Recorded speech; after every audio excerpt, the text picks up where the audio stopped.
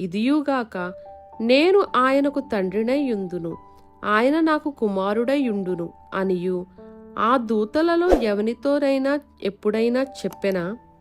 మరియు ఆయన భూలోకమునకు ఆది సంభూతిని మరలా రప్పించినప్పుడు దేవుని దూతలందరూ ఆయనకు నమస్కారము చేయవలెనని చెప్పుచున్నాడు.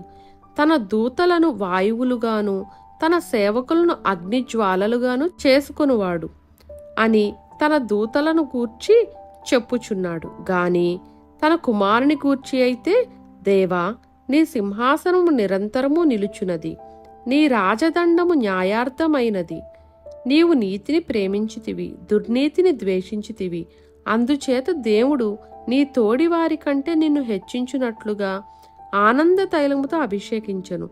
మరియు ప్రభువా, నీవు ఆదియందు భూమికి పునాది వేసితివి, ఆకాశములు కూడా నీ చేతి పనులే, అవి నశించు